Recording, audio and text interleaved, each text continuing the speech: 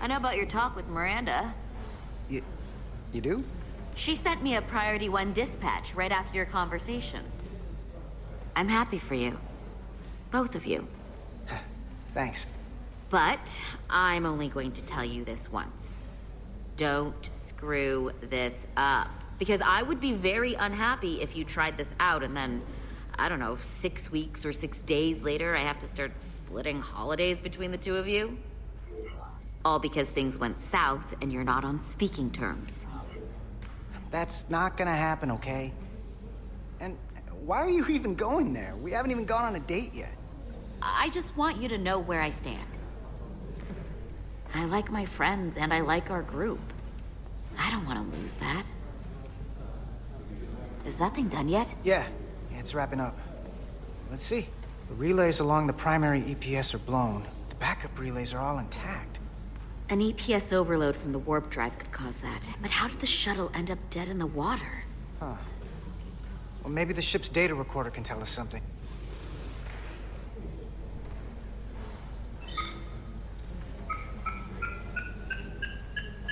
Here.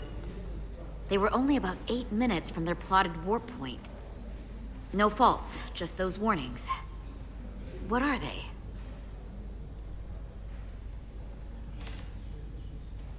Subspace variance out of tolerance. What does that mean? It means the main navigation array lost sight of space somehow. Will the array going offline cause that? Yes, but it should have also thrown a fault code.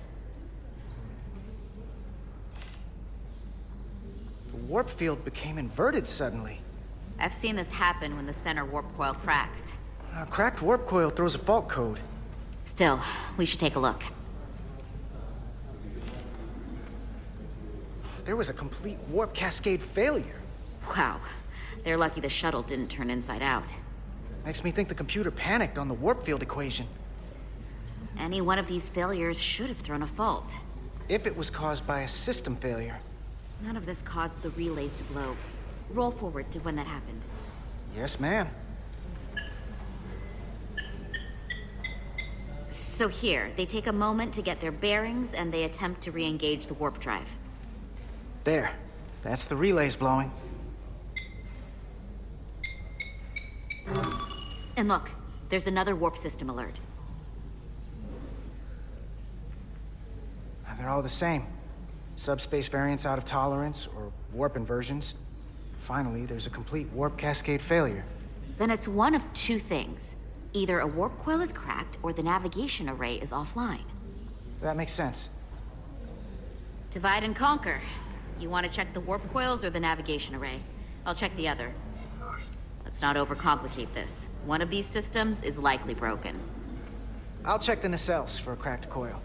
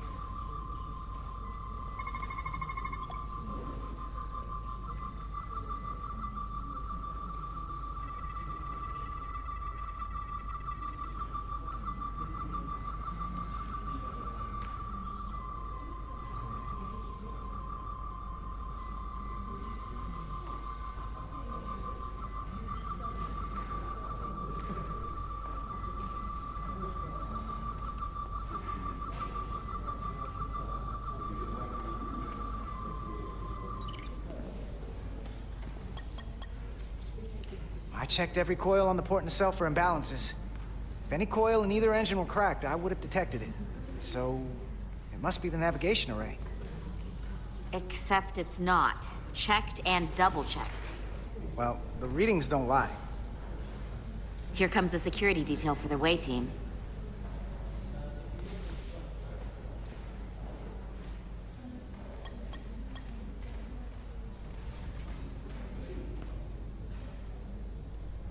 Hey. I'm not here. We're escorting the negotiating team to the surface as soon as they come down from the bridge. I don't want to interrupt some important work. I was just hoping to see you before I go. The captain and the others will be here any minute now. Should be an interesting ride down to the surface. Come on, I'm never too busy to make time for you. That's not true. No. But I am glad you came by. Now that's more accurate. I gotta be precise with you, huh? Hey, Maris. Aren't these those button pushers you're always hanging out with? And you're the phaser jockeys we always beat in Parisi squares, right? All aboard for Hotari. That another one of the captain's railroad things? Gotta be. I just usually zone out by the time he gets to the whole, steam engines were the warp drives of their day part. Catch y'all later. You don't want to miss your train. I do have to go.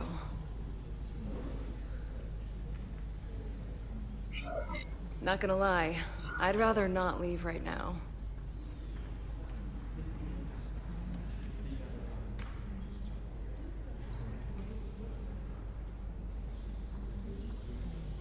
That was nice. Yeah, it was. Save some of that for when I get back. You've got a deal.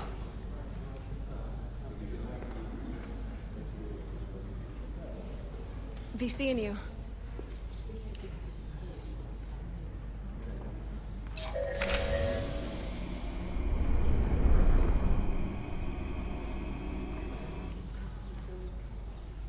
Etzelar Diaz. If you could float back down to reality, we still have a ways to go. All right, where were we? So, the warp coils in the navigation array are fine, but the nav computer doesn't seem to think so. I'm out of ideas short of field stripping the shuttle from bow to stern. You wanna take this out of the shuttle and throw it on the bench? Oh, real hands-on maintenance. I like it. Okay, the nav computer is patched into the ship. The ship's computer can double-check our work. If the shuttle's nav computer is putting out false data, we'll know it. Let's run through the shuttle's logs again. Running now.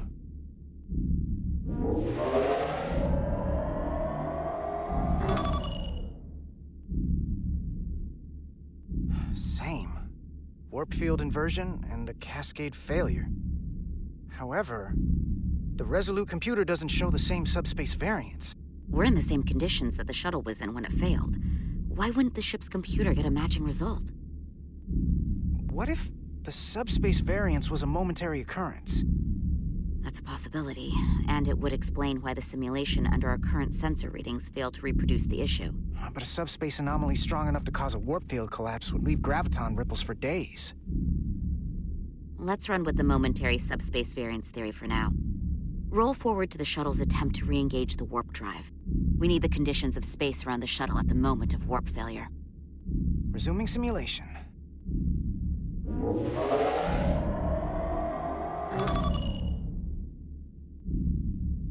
Error in warp field calculation. Cochrane formula variables are out of range. That right there. Take the shuttle sensor data from that moment. Computer, why did the warp field calculation fail? Warp field pressure returned non-orthogonal. Results are undefined. That doesn't help. Wait, what if we use a different ship? Put the Resolute into the simulation instead of the shuttle. Yeah, it should warp just fine. Unless... Computer, run the simulation with the Resolute. Resolute simulated. Computer, give me manual control on the warp power. Static field intensity Density, warp 1.1. 1.2. 1.3. Warp pressure is destabilized. Error in warp field calculation. The warp drive has experienced a system-wide cascade failure. Warp field collapsed. Subspace variance is out of tolerance. Cochrane formula results are undefined. Bingo. Whatto? The same moment when the shuttle failed to warp, so did the ship. Whatever happened to the shuttle just happened to us. The Resolute will not sustain warp. We can't leave Hotari space.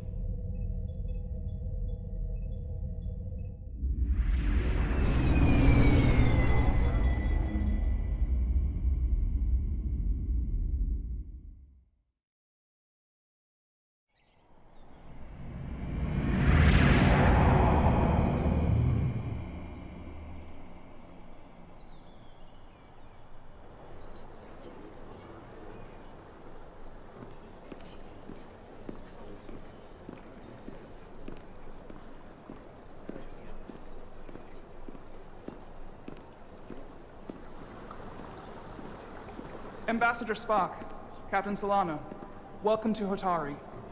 We are honored you've come. My name is Tylos Altaris, Minister of Diplomatic Affairs. The honor is ours, and this is Commander Jara Rydick, first officer aboard the USS Resolute. You'll find she has a keen mind.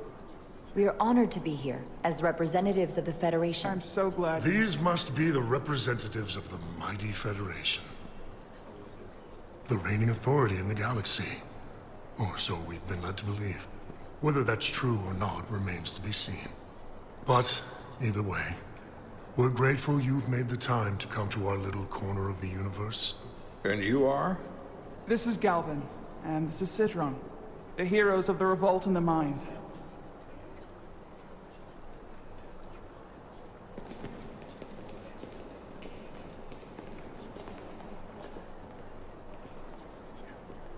Let's hope this is the last time we ever have to come here. If you'll excuse me.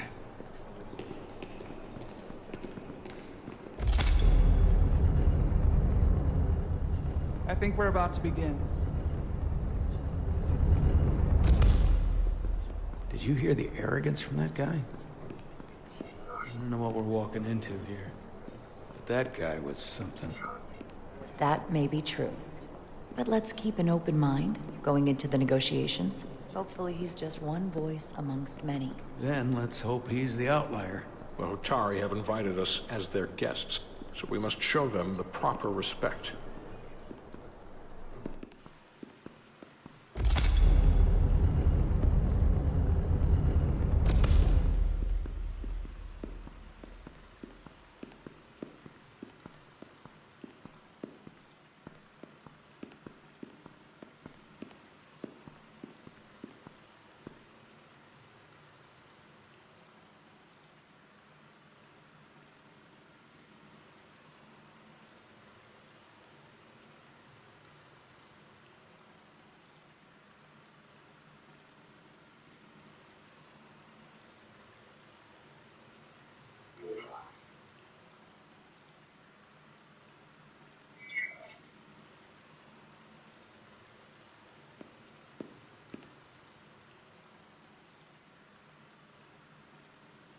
Ambassador Spock, welcome to Hotari Prime. The honor is mine, Your Majesty. That the Federation would send one of their most respected representatives is not only an honor to the Hotari people and their queen, but a recognition of our stature and importance. Let's get on with it, shall we? With all due respect to the Federation and their ambassador, they have no authority here. We are not members of their alliance. We are not subject to their rule, nor yours. We demand the immediate return of all mining operations to Elydian control, as it has been for centuries and will be for centuries more. That has always been our understanding. That understanding has changed. Then you invite war! And if you cannot remain silent, you will be silenced. But his point is well taken. What is the Federation's interest in this matter? Perhaps you would have us trade one oppressor for another? The Federation remains neutral. Our only interest is the peaceful resolution of this conflict. We are here at your request, Your Majesty. For now. I'm trying to keep an open mind here, but it's not easy. I thought they wanted us here. Was there something you wanted to say, Captain? Oh, no. My apologies. And what about the Kobliad? She's not part She of... can speak for herself, can't she? Then let her.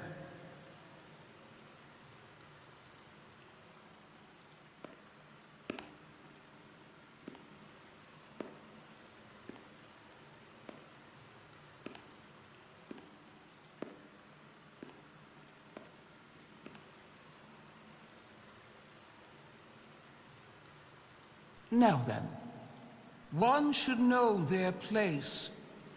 What you might be somewhere else is not what you are here. Which is standing before a queen. And a queen deserves respect.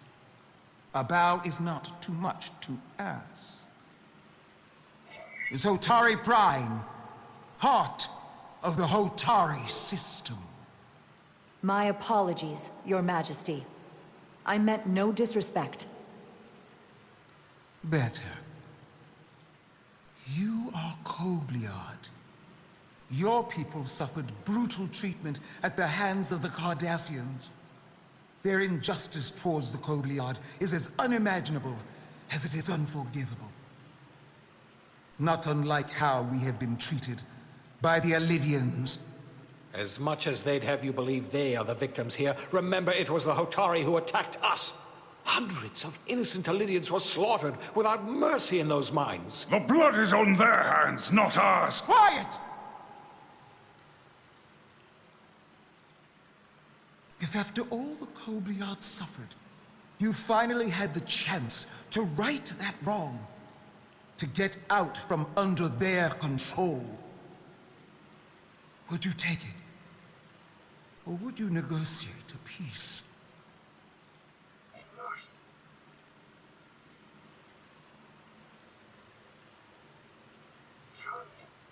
I can't speculate on something that never happened, Your Majesty. Sadly, that opportunity never came for the Kobliad. No, it did not. But we'd be wise to learn from their example, before we too find ourselves facing extinction. The Federation is the most powerful, most advanced alliance in the galaxy. It's widely known we have an abundance of dilithium in our mines. And it's in your interest to secure a steady supply. Your Majesty, if I may. Ambassador Spock would have us believe you're here as a neutral party in the interest of peace. So why are you really here? I want the truth, not your Federation rhetoric. As Ambassador Spock has said, we've come seeking a peaceful resolution to this conflict, and have no interest in your dilithium. I'm not nearly as naive as you must think. The Federation has done business with the Elidians for decades, which makes me question your motives. What they haven't said, but cannot deny, is a simple truth. The dilithium trade would not and will no longer exist without Elidian involvement. We created it for the benefit of everyone, especially the Hotari. We've given them warp technology. We've let them share in the profits. We've made their lives infinitely better than before dilithium was discovered. All of that goes away if the Federation turns a blind eye to their treachery.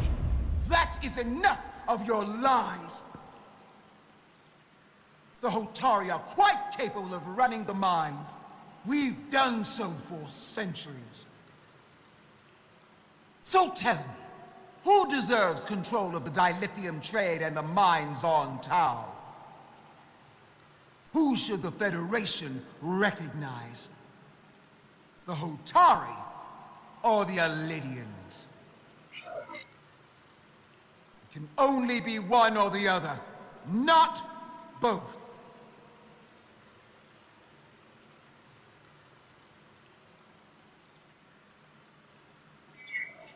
If there can only be one, then it would be in the best interest of all involved if the Illydians resumed operation of the mine. And that is why we should not trust our fate to the Federation. She speaks sense. You do well to listen to her. And you do well to hold your tongue. We will take back our minds by any means necessary. Then you will see more blood spilled. I am more than willing to address your concerns, Your Majesty. Yours as well, Representative. But I suggest we could have a more productive conversation with a smaller group. Perhaps only the most essential representatives.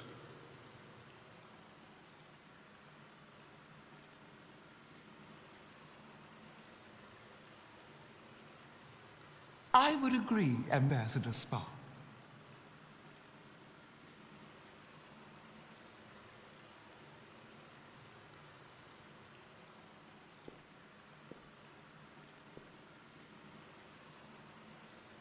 I think this is best left to those of us with more experience in diplomatic matters.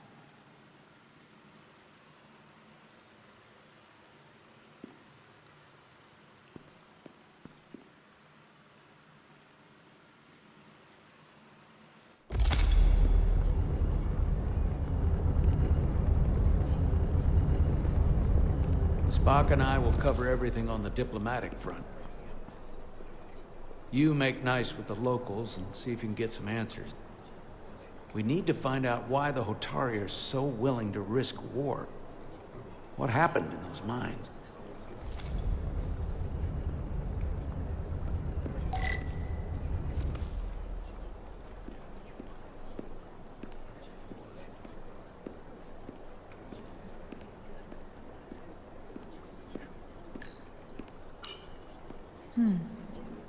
Soothing.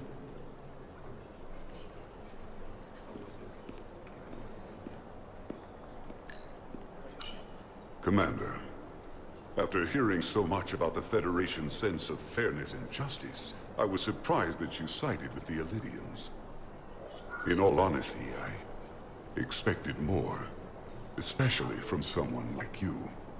To be clear, I'm not on either side of this conflict. Our only interest is peace. On the Illydians' terms, apparently. I assume you were there, the day the mines were seized from the Illydians. Not seized. Reclaimed. And restored to their rightful owners. Yes, I was there. We had to be decisive. Before the Illydians could even realize their worst nightmares upon them.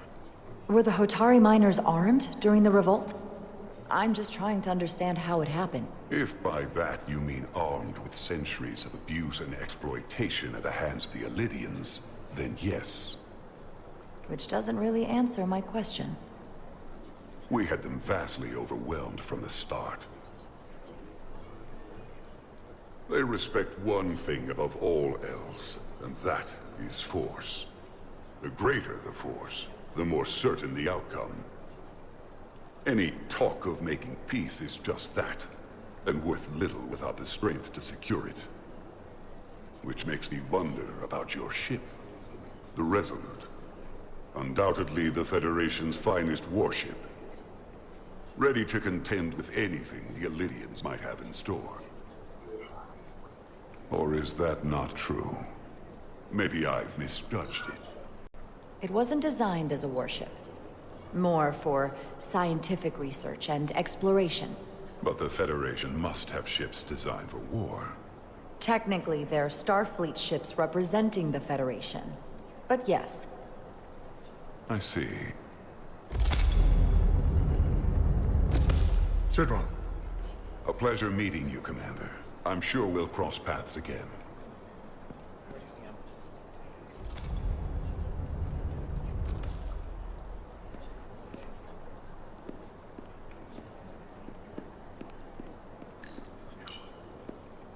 I have to say, I fully expected you to side with the Hotari. But obviously the Federation wants a steady supply of dilithium. Something only we can offer. Without Illidian involvement, there is no dilithium trade. Left to the Hotari, it would be nothing short of a disaster. We're not on either side. Our only interest is the peaceful resolution to this conflict. As is ours. Of course, the question is, at what price? Major Salit Arminta, Special Attaché, Illidian Armed Forces. A pleasure to meet you. Commander Rydek, First Officer, USS Resolute. Yes. A research ship, if I'm not mistaken. Interesting. I have my issues with the Hotari, but I have to give them some credit. They know how to seize an opportunity. Inciting an uprising the same day as a massive, once-in-a-lifetime ion storm. Our assumption was that this storm was just an anomaly. Yes, a very convenient anomaly. At least that was what we were told. Of course, I wasn't there. But who am I to say otherwise? You sound skeptical. Well, the official story is that it was the storm that enabled the revolt. How else do a bunch of unarmed, unorganized miners seize control of an entire moon, much less thousands of mines? But I've talked to people who were there. They tell a different story. They say they're lucky to have escaped with their lives. That it was more than just the storm. That somehow the miners were able to harness the energy from the storm. I know it sounds crazy. I'm not even sure I believe it myself. But that's what they said. You just answered your own question. How do a group of miners do something that in theory can't be done? That's how. Harnessing the storm. But even if it's true, how does that even happen? You tell me. If you'll excuse me, Commander Rydek.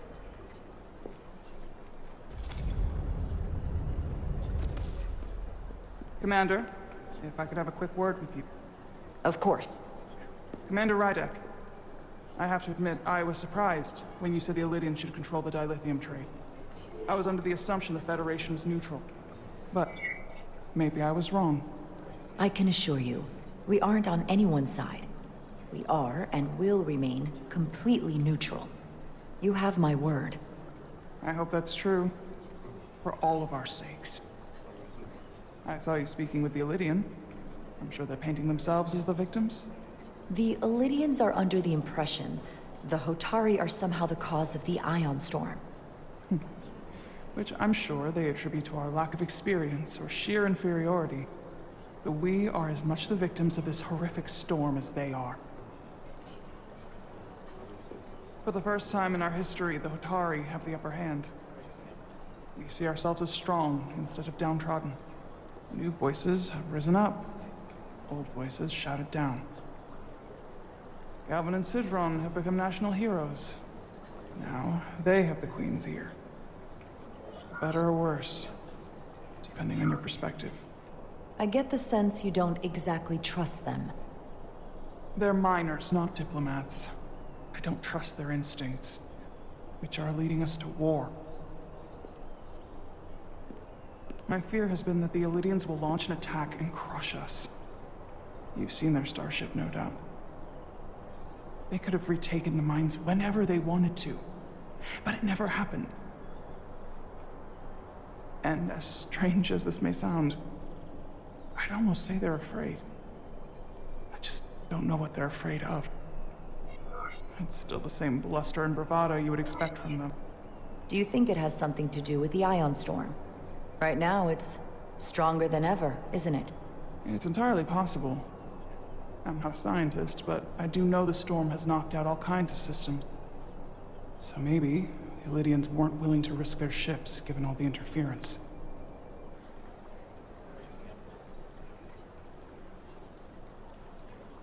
Since the day of the revolt, Galvin has seized control of the mines and restricted all access. No one's allowed without his personal authorization. And they've taken over a section of the palace with just as much secrecy and security. I'm told it could be something they brought back from the mines. I've made inquiries, but everyone pretends it doesn't exist. What do you think it is? I've heard rumors it's some sort of ancient artifact, but I haven't seen it myself. How can we know?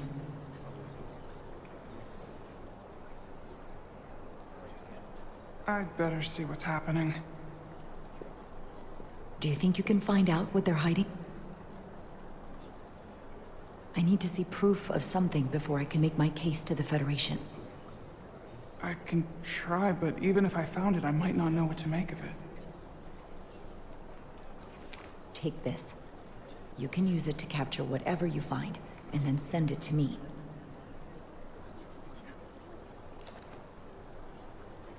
Thank you. I will let you know what I find. And I look forward to our meeting again.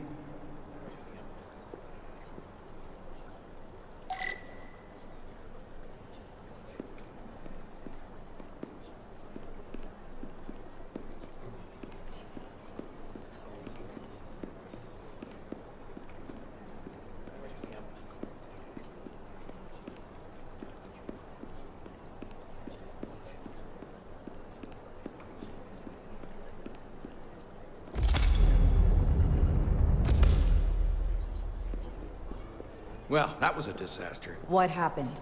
The Hotari refused to concede anything, so the Elydians stormed out.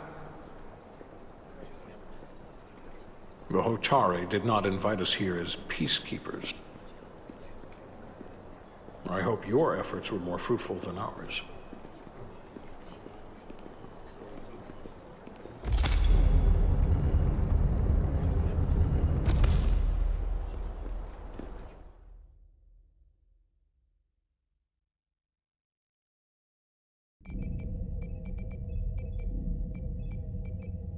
Gravitational harmonics failing to resolve.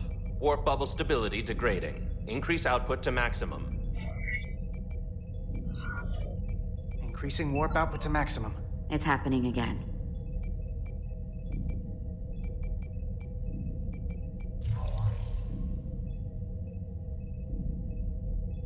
It is evident that presently, the Resolute cannot achieve warp propulsion. Since our diagnostics rule out any problems with our warp systems or anything about the ship, the problem appears to be the fabric of space itself. Space itself? You're saying something about this region of space prevents warp travel? Prevents it, or can't sustain it. However improbable, that appears to be the case. We need to know more. Well, couldn't we slowboat it out of here at impulse speed? It may come to that, but we don't know how far this warp dead zone extends. Captain Solano is on his way back from the negotiations, and I want to have some answers for him when he gets here. Indeed. Given the facts at hand, we may be able to deploy subspace probes around the ship to construct a clearer picture of the phenomenon. Around the ship. I'll prep a shuttle.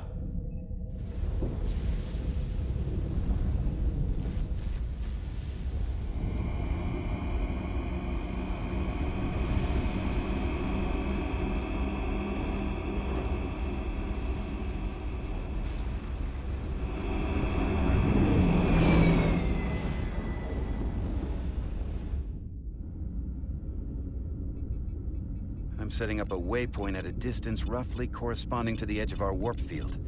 When we get there, I'll deploy the first probe.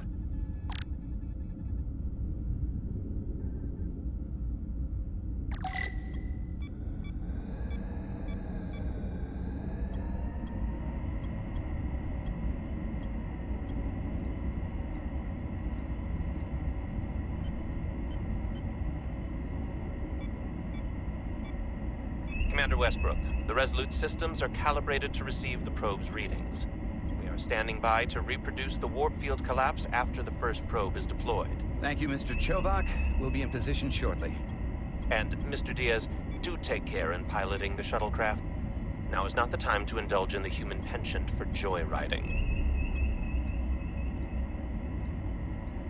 Chovak probably isn't such a fun guy to work for, huh?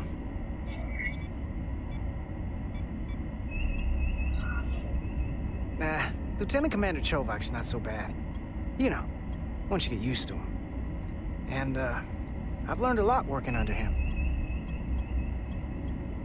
I have a feeling I'm going to have to work harder to be a political animal like you, with this new first officer coming aboard.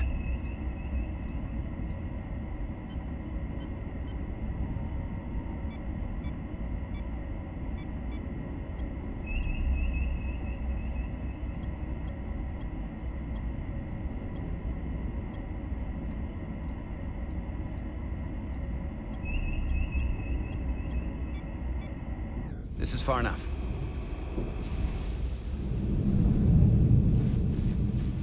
This is far enough. Transporting the...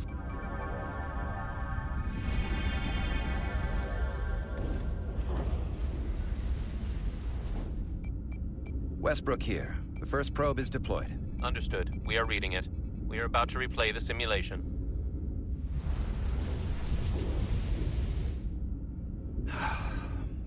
Problem? I just can't get a handle on her. Commander Rydek. She rejected my plan to use a deflector pulse against the storm surge. But on the other, she did listen to my advice and use the whole polarity trick to get you through that excursion alive. I'm not saying there's anything wrong with the new XO. I'm sure she's a fine officer, even if we don't see eye to eye. But she didn't go through what the rest of us did. You know that.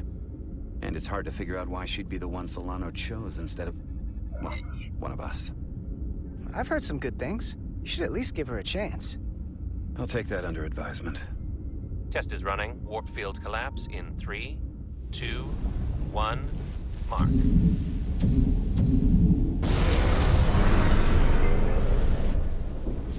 Whoa. All right, that is definitely a problem with the fabric of space. We need to get another probe out there.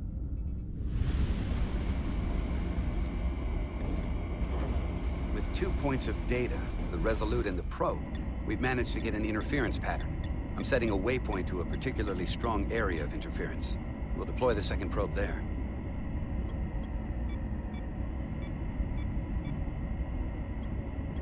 Listen, I'm gonna give you a piece of advice I wish someone had given me.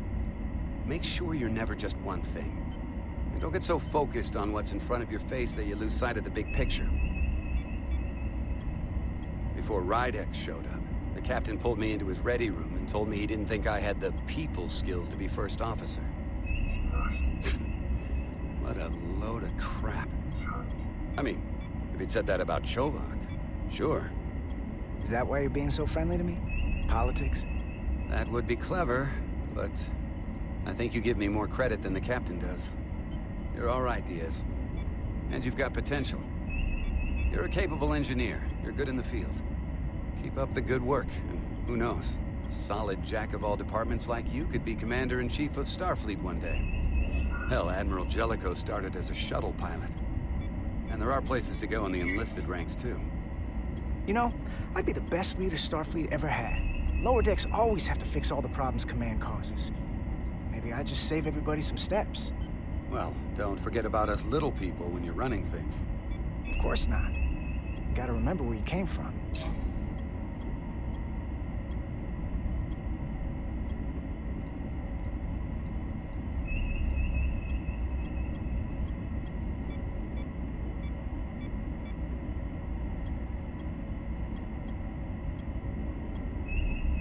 Here. This is close enough. Stop the engines. Deploying the probe. Westbrook to Commander Chovak. We're ready for another sampling of data. Very good.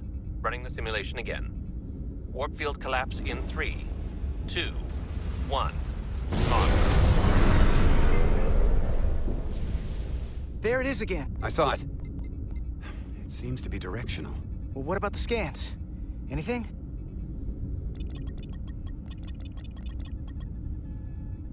Here's the readings in relation to our local space. We've got the Resolute, Otari Prime, and the probes. All this interference is overloading the sensor buffers. We're gonna have to triangulate the sensors manually.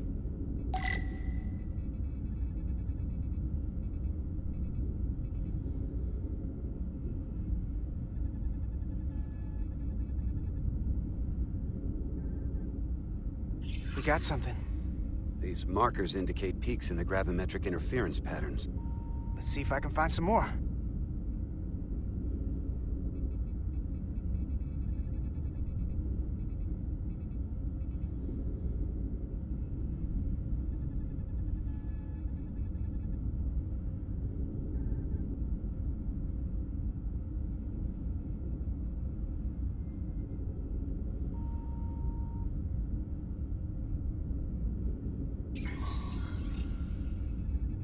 Hold up. This is coming from the moon. A beam that blocks warp travel. Aimed right at us. Someone is doing this intentionally. I don't know how they're doing it. This is like nothing I've ever seen. When someone punches you in the face, you hit back, Commander. Right. But we need to know where and how to do it. Now, look here. It's current readings of the ion storm. These concentrations, they line up with the interference pattern. The storm and this beam, they're coming from the same place. Carter, whatever petty local conflict brought us here, it's just a small part of something much bigger.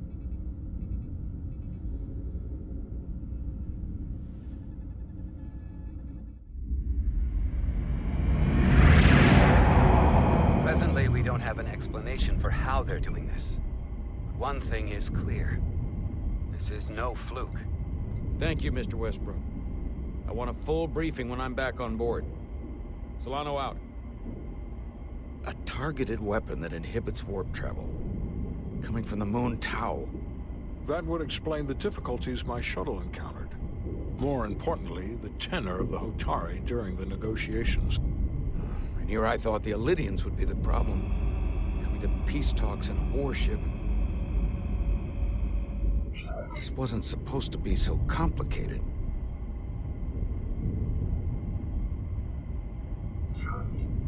We're right to be worried. If they're targeting the Resolute and we can't go to warp, that effectively leaves us at their mercy. Which puts us in a rather difficult position. Especially if they have more tricks up their sleeve. Tylus, the Hotari representative, said she thought they found something in the mines. Galvin and Sidron brought it back to the palace, but they're keeping it under tight security. She's going to investigate it. I gave her my tricorder. I expect she'll contact us soon. You found an ally. Why would Tylus help us? Go behind her people's back? It's a fair question, considering. She doesn't like the way Galvin and Sidron have been manipulating the situation. And the Queen. Working with us to go around them isn't the same as betraying her people. That may be true. She's certainly more likely to help than the other Hotari we've met. That raises another question. Specifically, what do the other Hotari have to gain in bringing us here, only to make this hostile maneuver against us? There must be some motivation. Unless they changed their minds between when they asked and when we got here. Given their indifference to the negotiations, and what we now know about this warp-disrupting weapon, it's almost as if they want to start a war. And Sidron was convinced the only thing the Elydians respect is force. I would say he's right about that. But at least they know when to hold back. But that does not explain why they would turn their aggressions against us. I don't think the Elydians know what's really down on that moon either. Major Armintas said the revolt defied explanation. That the Hotari miners somehow harnessed the energy of the storm. Harness the energy of the storm? Doing that is beyond even our capability. So is a weapon that disrupts warp travel. There have been civilizations and entities, both past and present, far more technologically advanced than the Federation. The Elydians and Hotari don't fall into that category. But that is all the more reason to investigate further. Commander Rydek, sorry to interrupt. We've received an urgent call from Hotari. The Queen's advisor, Tylus, has asked to speak with you. Put her through.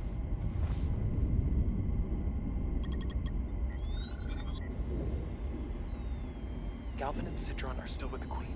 I've enlisted help to gain access to the room they have under guard. I don't have much time. I'm not supposed to leave my post. It's only for a moment. I so appreciate your help.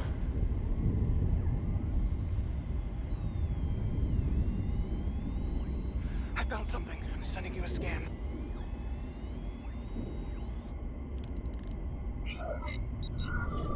Got it. Tylus, if we needed to gain access to the mines on Tau, is that something you could help us with? I suppose it wouldn't be easy, but I have to go. Tylus.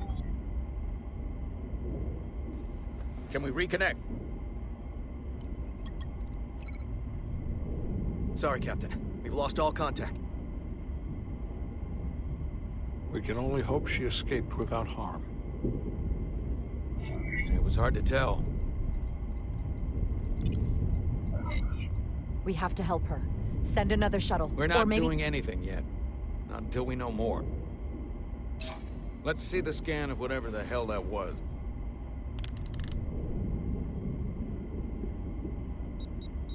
Tylus suspects this came from the mines on Tau. It appears to be of ancient origin, but the markings are unfamiliar. We can run a full analysis when we get back to the Resolute. But if this came from the mines, then it might be the key to how they got the upper hand against the Illyrians. Then we have to go into the mines. The Federation would not allow that.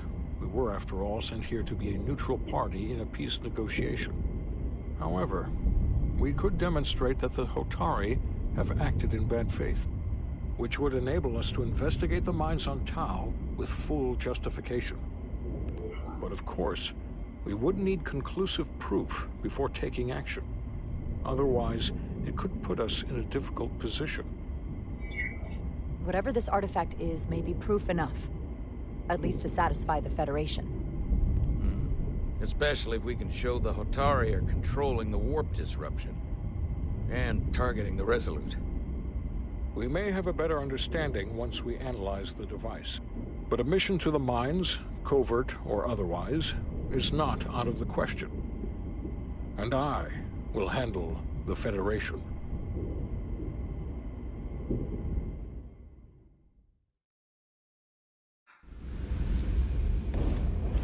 As I was telling Carter, I want all the data I can get on this warp problem.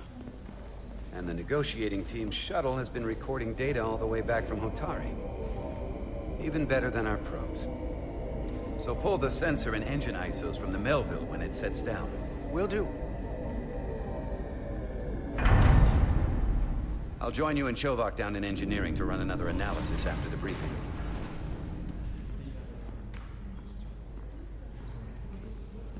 I didn't like this warp problem when we thought it was some astronomical anomaly. And I like it a hell of a lot less now that we know someone is doing it to us. How does it work? What do we even do about it? What do you say we pull these chips and find out? Took some damage on the way.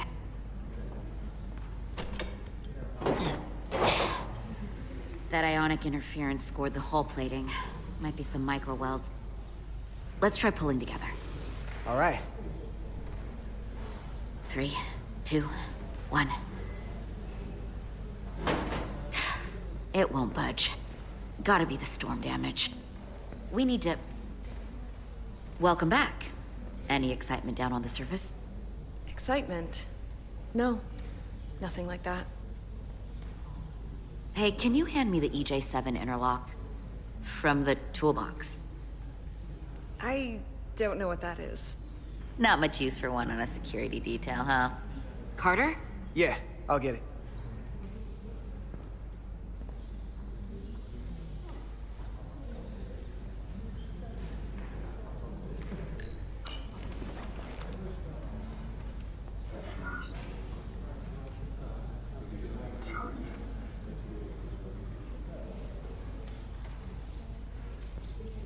Okay, I'll apply pressure while you decouple the panel.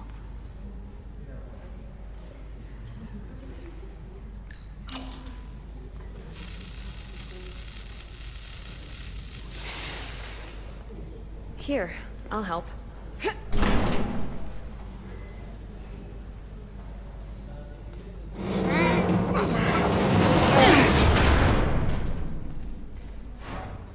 got this.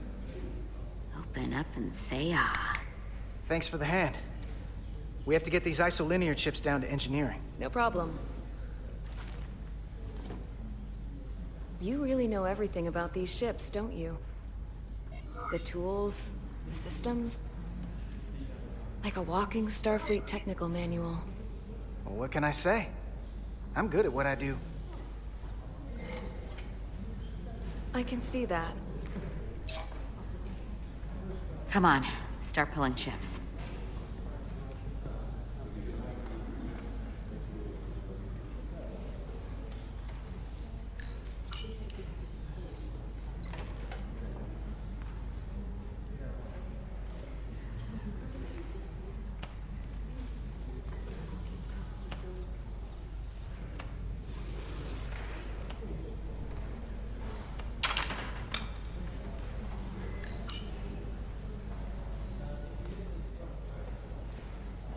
What's this? Some kind of crystal formation?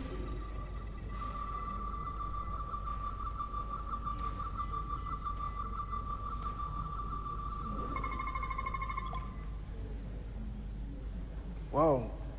This substance is a quantized spin crystallization of hydrogen, carbon, and lithium.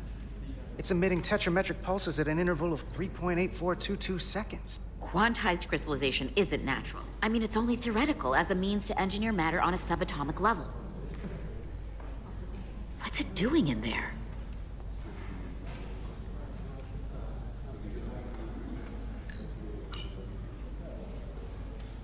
Wait. Regulation 364, subsection 9. What? Regulation 364, subsection 9 orders that in the case of an unknown foreign substance infiltrating a sealed system, it will be placed in secure confinement before further examination. Retrieve a containment module. Don't you think we're more equipped to deal with whatever this is? No. Before anything else, this is a security issue. You don't even know what this is. Which is why we need to study it. Once it's contained. Well, if it's not natural, then someone might have put it there. It could be a tracking device. Some kind of sabotage. Or even a bomb. Which is why we need to get it to the containment lab. Come on. I can't make an exception. Not even for you. I'm still going to report these crystals to Commander Westbrook when we send the shuttle data. And I will inform my superiors. I'm taking this just as seriously as you are. But I overheard talk about the warp disruption on the shuttle. Now these crystals? Maybe this situation is more than we can handle with just a science vessel. We could trigger a distress call, get Starfleet to send more ships. Or I could send a message to my old CO on the Adirondack. Get some combat-tested vessels. We shouldn't do this alone. We're at the edge of the quadrant. Help isn't just gonna pop over like we're in Sector 001. Wouldn't hurt to try. You talk like you've never had your backs up against a wall before. This is Starfleet. We solve our own problems.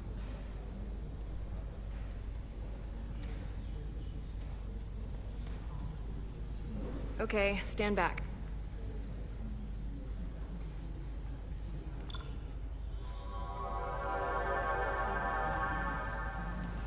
Get this to the containment lab. We'll get it set up for you. I'll let you know when it's safely confined. Oh, we'll be there. Last thing you want is to study this down in main engineering and have it explode next to the warp core.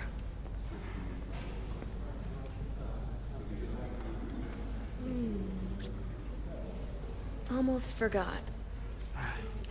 Can't have that. For a second, I thought she'd gone cold on you. Like she might have changed her mind.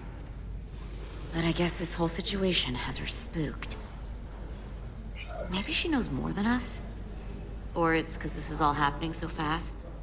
Well, of course she's taking it seriously, but that's her job. She's on duty, she's gotta be on the lookout for danger. Yeah, but talking about sending a distress call on her own? That's going too far. She was probably just thinking out loud. I'm sure she'll come to her senses. This mission has enough complications stacking up. Now, we'll get through it. You, me, And Miranda, too.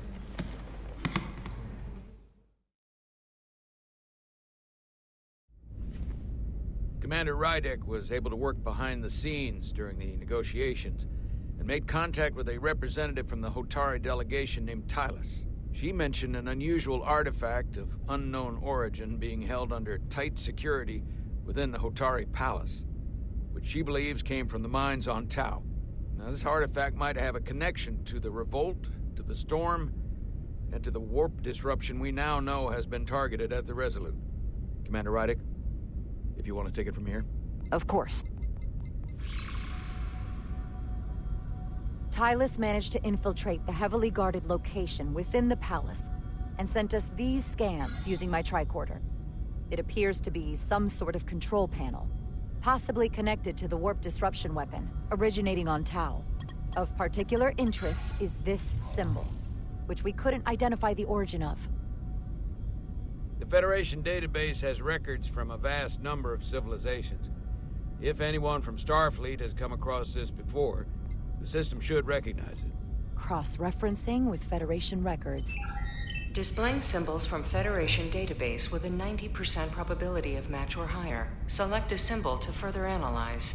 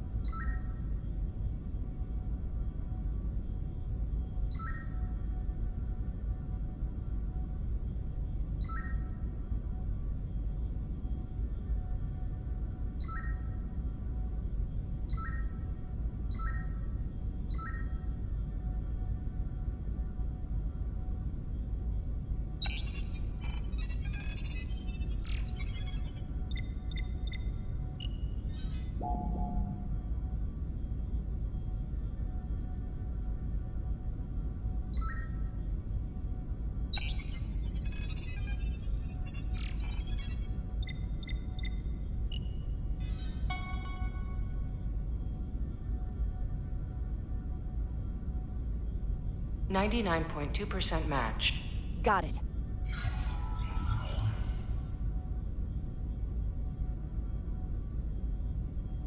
So, what are we looking at? The design and composition indicate this is a glyph associated with the ancient Tkon Empire. Their civilization collapsed over 600,000 years ago, but once spanned millions of systems with a population numbering in the trillions. Fascinating. The Tkon were once the most advanced, most powerful civilization in the galaxy. Is it possible the Hotari found Tkon technology? I wonder if they even know what they have. Our knowledge of the Tkon is limited. I have only encountered passing references to them. I can't speculate about how much they know, but one thing's for sure. They know how to use it. Indeed. Which might explain how they seized control of the mines. And targeted us with a weapon that prevents warp travel. Computer, what is the last recorded discovery of other Tkon artifacts?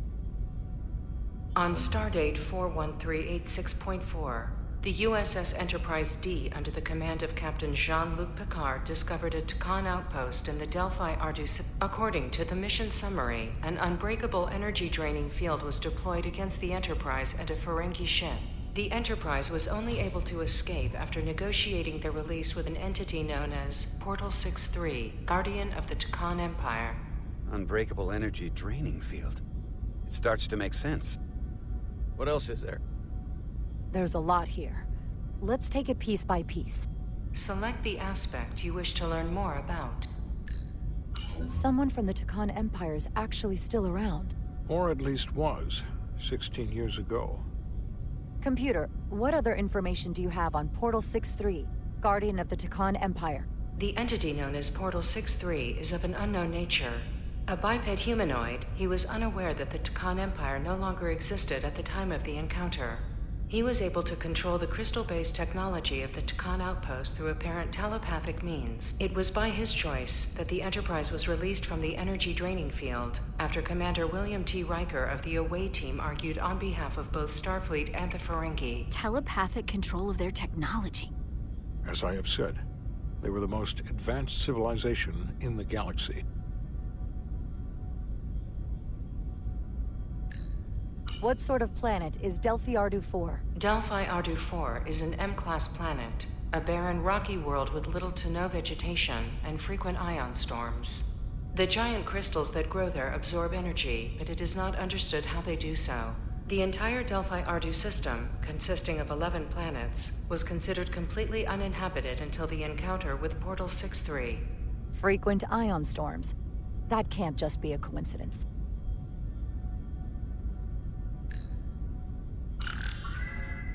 There appears to be some sort of restriction order from Starfleet. Computer, explain this restriction. A Starfleet directive similar to General Order 7 forbids entering the Delphi Ardu system or attempting to make contact with Portal 6-3. Starfleet doesn't throw up a no trespassing sign for just anybody. I suppose it makes sense considering what happened to the Enterprise D. The technology to capture and hold the Federation flagship would have to be unbelievably powerful. Computer, what else can you tell us about the energy-draining field the Takan used? The Enterprise D was unable to break free on its own. The precise nature of the technology was never fully understood. Only that the crystalline technology used was beyond the comprehension of then-current Starfleet science. The engineering team found a quantized spin crystal formation in the shuttle you took to Hotari. They registered tetrametric radiation coming from it. We have Takan technology on board right now? We might. I'll run a full analysis in the containment lab. The Illidians should have crushed the revolt. But if the Hotari have Takan technology and can control it, I see why they're willing to negotiate peace. For all we know, this could be just the beginning. And we're up against something greater than we can imagine. There's only one way to find out. We need to see what's down there for ourselves. I might be able to help with that. We've been able to triangulate the source of the ionic interference and warp disruption to a specific mine on Tau. Engineering used the latest data from your shuttle to pinpoint its origin. There. So we know where to look. Commander Rydek's right. We need to know what's down there, what the Hotari are hiding, to better understand what we're up against, and to neutralize it if we can. Captain, embarking on a mission to the Hotari moon would not be viewed favorably by either side. However, given the circumstances, we are entirely within our rights to defend ourselves. I just want to make sure this doesn't blow up in our faces. Which is why I'm thinking of sending Commander Rydek on a covert mission to Tau. Assuming you're up to the task. It would require absolute secrecy. And obviously, it's not without risk. I'm ready for action, Captain. Just say the word and I'll be there. I'll admit, I wish I could go myself. I'm hoping Tylus can accompany you. The priority is to avoid detection. It's a calculated risk. The last thing we need is to get caught and then blamed for violating our neutrality and aggravating an already tense situation. We can't afford any mistakes, which is why I've chosen you. Yes, sir. I'll do everything in my power to make sure no one knows I'm there. Good. Of course, you'll have full support from the Resolute, and we'll make sure we take every precaution. Every precaution. Get in touch with Tylus and make the necessary arrangements as discreetly as possible. Bridge to Captain Solano. The Illidians have moved additional ships to the edge of the Hotari system. Current heading is straight for the homeworld. Understood. It would seem we no longer have the luxury of waiting. In that case, may I suggest you and I return to Hotari Prime? Doing so will provide Commander Rydek as much time as possible to complete her mission. Agreed. We'll hail the Queen's delegation from my ready room. We all know what we need to do. Dismissed.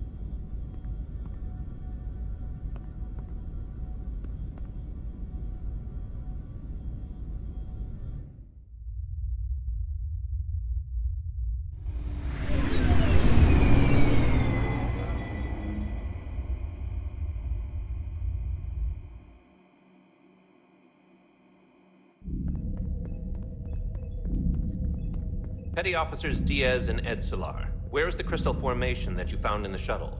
I have tasked Ensign Calloway with performing a full analysis of the tetrametric pulses. Security brought it to the containment lab. I was just there. They don't know anything about it. Security never checked it in. Miranda never got there? She's the one that had the crystal formation? Diaz, Tamaris. Try her again. Commander Westbrook to Petty Officer Miranda Maris. Respond. Something's not right. She's still on the ship. She has to be. Computer, locate Petty Officer Miranda Maris. Petty Officer Miranda Maris is in the isolinear storage array on Deck 5. I'll go find her. Good. I am sure Mr. Diaz can attend to this on his own.